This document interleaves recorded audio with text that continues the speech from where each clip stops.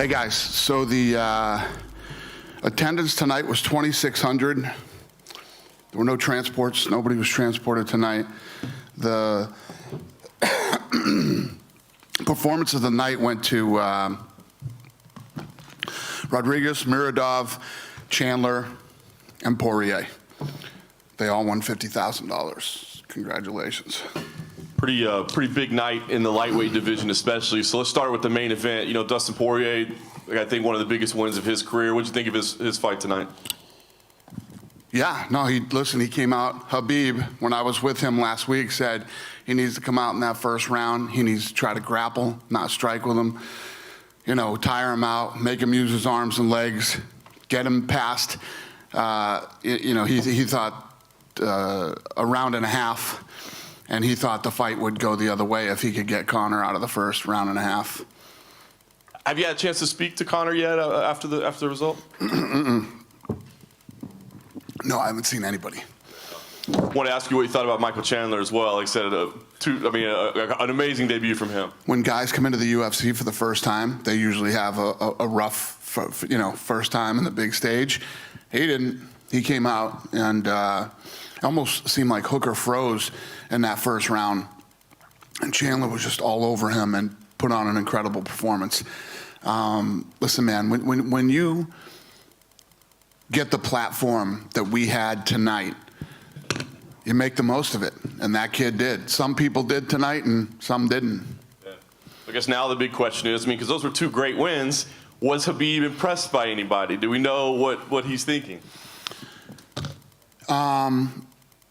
I did talk to Habib, and he said to me, Dana, be honest with yourself. You know, I'm so many levels above these guys. I beat these guys, and you know, I don't know. I don't know what but it doesn't sound very positive. So we'll see.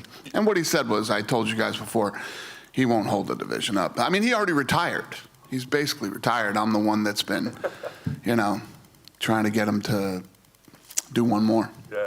So do you give him a deadline? I mean, obviously you got guys that are going to want to compete for a belt, and I know he's not going to hold up. But what's the schedule in your mind? Yeah, it doesn't matter because these two just fought. They're not fighting again anytime soon. So get it figured out.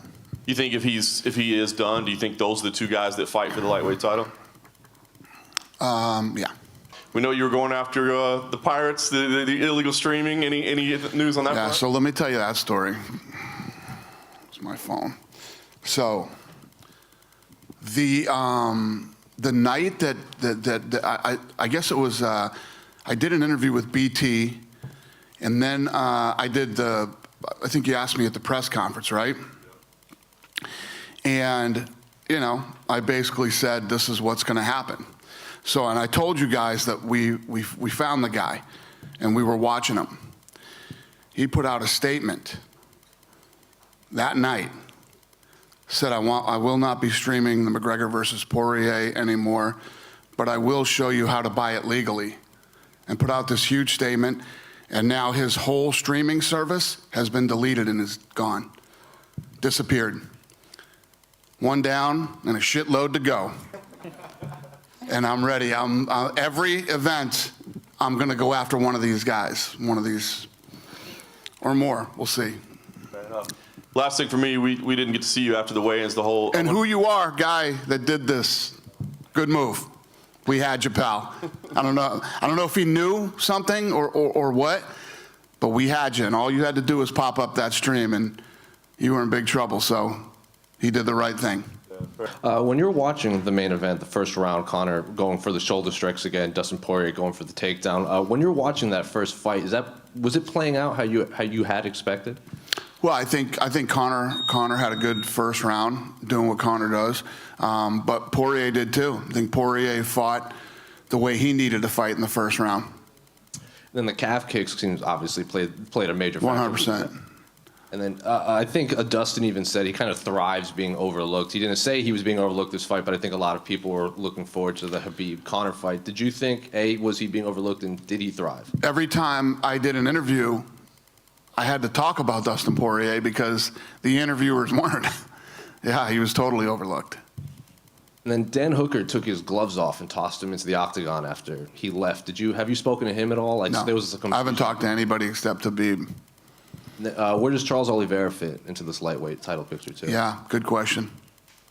And then finally, what did you make of the stoppage in the Marina Rodriguez-Amanda Ribas fight? It seems like Marina said she basically got 2 knockouts in one fight. True.